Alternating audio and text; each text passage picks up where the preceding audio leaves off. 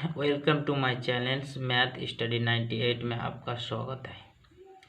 मैं फिर एक सामान्य हिंदी में एक वीडियो लेकर आया हूं जो सीटेट स्टेट के लिए पुलिस का एग्ज़ाम के लिए लेखपाल के लिए बहुत सारे ये सब एग्ज़ाम के लिए बहुत ही इम्पोर्टेंट है। इससे रिलेटेड काफ़ी क्वेश्चन आता है जिसको बारीकी से हम मैंने आपको इस वीडियो में देने का कोशिश करेंगे, जिसमें से आपको लगेगा कि बहुत इजी क्वेश्चन है लेकिन आगे जाके बहुत आपको यूजफुल होगा।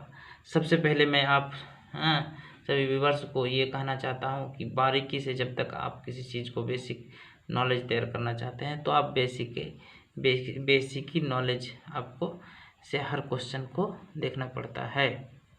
रही बात की क्वेश्चन नंबर फर्स्ट में आपको दिया गया है कि वर्ण किसे कहते हैं। इस सब का डिफिनेशन जानना जरूरी है। वर्ण हिंदी वर्ण में कितने क्या क्या वर्ण आता है, वर्णमाला में कितने वर्णों की संख्या कितनी होती है।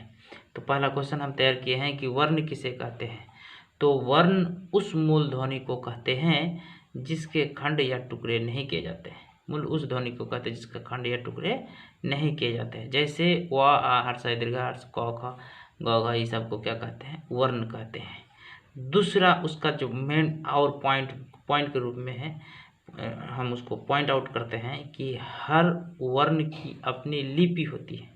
हर वर्ण की अपनी लिपि होती है। जैसे क ख आ हर्ष दीर्घ जो भी रहता है तो अपनी लिपि होती है। उसका दूसरा पॉइंट आउट करते हैं कि लिपि को वर्ण संकेत भी कहते हैं। लिपि को वर्ण संकेत भी कहते हैं। ये सब चीज़ आपको छोटा छोटा क्वेश्चन में आपको फिर वर्ण लिपि को वर्ण डैश दे देगा, क्या कहते हैं, डैश कहते हैं। तो वहाँ पर आप वर्ण संकेत भी कहते हैं। लिपि को वर्ण संकेत भी कहते हैं और हर वर्ण का अपना अपना लिपि होता है। वर्ण या एक क्वेश्चन पूछता है, बहुत बार पूछा है कि वर्ण के समूह को डैश कहते हैं। तो आपको क्या करना, वर्ण के समूह को वर्णमाला कहते हैं। ठीक है, वर्ण के समूह को क्या कहते हैं, वर्ण कहलाते हैं। अब रही बात कि दूसरा क्वेश्चन आप पे बहुत बार पूछता है हर एग्जाम में, छोटा ये सब सीटेट स्टेट वगैरह का ये सब एग्जाम में बहुत सारा पूछता है। तो हिंदी वर्णमाला में पूछता है कि वर्ण की संख्या कितनी होती है। तो यदि आपको इस चीज़ पर फोकस दीजिए, हिंदी वर्णमाला में यदि आपको 4 ऑप्शन रहता है A B C D, तो यदि एक ऑप्शन 48 रहे और बाकी ऑप्शन 44, 46, 50 ऐसे रहे, एक ऑप्शन 48 रहे, तो हम क्या करेंगे, उस पर 48 में टिक करेंगे। लेकिन यदि कोई ऑप्शन ए में 52 का ऑप्शन रहे और कोई में 44 का ऑप्शन रहे, कोई में 48 का ऑप्शन रहे, कोई ऑप्शन में 48 रहे और कोई ऑप्शन में क्या कहते हैं 46 का रहे, तो यदि दोनों ऑप्शन आप फॉलो कीजिएगा कि 48 भी है 52 भी है, तो आप क्या कीजिएगा 52 में टिक कीजिएगा। और यदि 52 का ऑप्शन नहीं रहे, 4 में से सिर्फ 48 का कोई रहे, यानी 52 की जगह पर अलग रहे, सिर्फ दोनों ऑप्शन में से एक रहे 48 रहे, तो आपको 48 करना है। 48 भी रहे 52 रहे तो उसमें आपको 52 करना है। ये कन्फ्यूजन वाला क्वेश्चन है। बहुत सारा क्वेश्चन में क्या, कोई ऑप्शन में दिया 48 सही है, कोई ऑप्शन में आपको 52 सही है। तो यदि 52 रहेगा, 48 रहेगा, 52 रहेगा तो आपको 48 मारना है।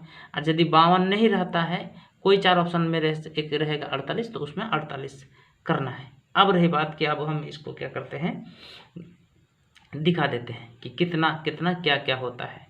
तो स्वर वर्ण में 11 होता है। वा हर्षाई दीर्घ हर्षाउ दीर्घ री, ए ऐ ओ औ, ये 11 होता है। व्यंजन वर्ण में 25 होता है, जो क वर्ग च वर्ग ट वर्ग त वर्ग प वर्ग में आता है। क वर्ग च वर्ग ट वर्ग त वर्ग प वर्ग। तो पांचों वर्ण में 5 क्या होता है, वर्ण होता है। तो 5 5 25, इसलिए इसमें व्यंजन वर्ण में 25 होता है। क वर्ग से लेके म तक, क से लेके म तक ये व्यंजन वर्ण कहते हैं। अब रही बात तीसरा पॉइंट में हम लिखे हैं कि ऊष्म वर्ण। तो ऊष्म वर्ण किसको कहते हैं, तलवस्व, पटकट्टा वाला मूर्धस्व, दंतस्व और ह को क्या कहते हैं, ऊष्म वर्ण कहते हैं। तलवस्व, पेटकट्टा वाला मुद्धस्व, दंतस्व और ह को क्या कहते हैं, ऊष्म वर्ण। और उसके जो चौथा नंबर में आया है अंतस्थ वर्ण, किसको कहा जाता है, तो य, याद रखिएगा, य, र, ल, व को क्या कहते हैं, अंतस्थ वर्ण कहते हैं। आपको समझ में आ गया। स्वर वर्ण में 11 क्या क्या आता है बोल दिए। व्यंजन वर्ण में 25 क से लेके म तक। ऊष्म वर्ण में 4 आता है, तलवस्व, मध्यस्व, दंतस्व, ह। अंतस्थ में य, र, ल, व, य, र, ल, व आता है। उसके बाद 5वां पॉइंट में हम लिखे हैं उच्छिद वर्ण। और उच्छिद वर्ण किसको कहते हैं, ओड़ और ढ, ओड़ और डिविंडड़ा को क्या कहते हैं, ओड़ा वहाँ जिसको बोलते हैं। ये 2 वर्ण को क्या कहते हैं, उच्छिद वर्ण कहते हैं, जिसको गिना नहीं जाता है। कभी कभी गिना नहीं जाता है, उसको कभी कभी छोड़ दिया जाता है। रही बात कि आयोगवाह किसके कहते हैं, हिंदी ग्रामर में ये पूछता है कि आयोगवाह क्या क्या हो, किसको किसको आयोगवाह कहते हैं। तो अंग आप जो जानते हैं स्वर वर्ण में लास्ट में जो रहता है अंग ठीक है, उसको हम लोग आयोगवाह कहते हैं। उच्छिद वर्ण आप ये 2 समझ गए, आयोगवाह अंग को समझ गए। और संयुक्त वर्ण किसको कहते हैं, तो अक्ष, त्र, अज्ञा और स्रा को क्या कहते हैं, संयुक्त वर्ण कहते हैं। इसको लिख देते हैं, अक्ष, त्र, ज्ञा और स्रा को क्या कहते हैं, ये इसको 4 वर्ण को क्या कहते हैं, संयुक्त वर्ण कहते हैं।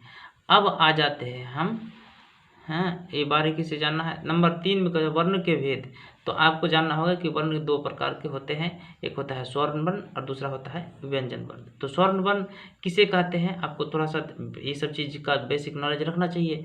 तो स्वर्ण वर्ण किसे कहते हैं, तो स्वर्ण वर्ण तो बताएं कि स्वर्ण वर्ण उन वर्णों को कहते हैं जिसका उच्चारण किसी दूसरे वर्ण की सहायता के बिना होता है। वो हमेशा स्वतंत्रता होता है कि वो किसी का सहायता नहीं लेता है, इसलिए स्वर्ण वर्ण को क्या कहते हैं, स्वतंत्रता वर्ण कहते हैं।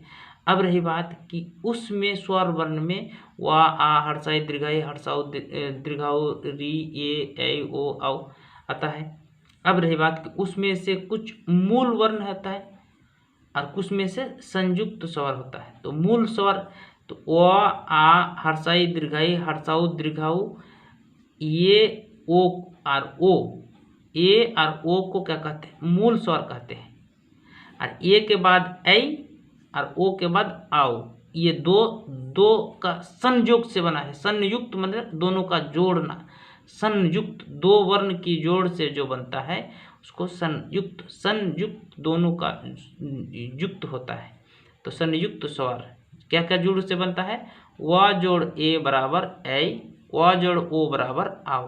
तो ये दोनों को याद रखिएगा कि संयुक्त, तो आपको पूछेगा कि हिंदी स्वर वर्ण में क्या क्या होता है, तो आप बोलिएगा संयुक्त स्वर वर्ण में ऐ और आओ को हम संयुक्त स्वर कहते हैं। और मूल स्वर क्या क्या होता है, व, आ, हर्षाई, दीर्घाई, हर्षाऊ, दीर्घाऊ, ए और ओ। ये कितना होता है, 2, 4, 6, 8 को होता है और 2 होता है आपका 10। और री तो होता है, री तो इसमें नहीं आता है। री तो एक हर्षरी और दीर्घरी होता है। संस्कृत में दीर्घरी भी होता है, हिंदी ग्रामर में उसको हर्षरी होता है, इसमें नहीं आता है। मूल स्वर में ये आता है और वो फिर संयुक्त स्वर में आता है। मूल स्वर के 2 भेद होते हैं, मूल स्वर के 2 भेद होते हैं। क्या होते हैं कि हर्ष स्वर, दीर्घ स्वर। अब यहाँ पे तो जिसमें ज़्यादा उच्चारण का समय में ज़्यादा समय लगता है, तो अब उसको यदि कम समय लगता है, कम हर्ष मतलब कम और दीर्घ मतलब ज़्यादा, तो जिसमें उच्चारण समय में कम समय लगता है तो उसको हर्ष स्वर, इसको दीर्घ स्वर बोलेंगे।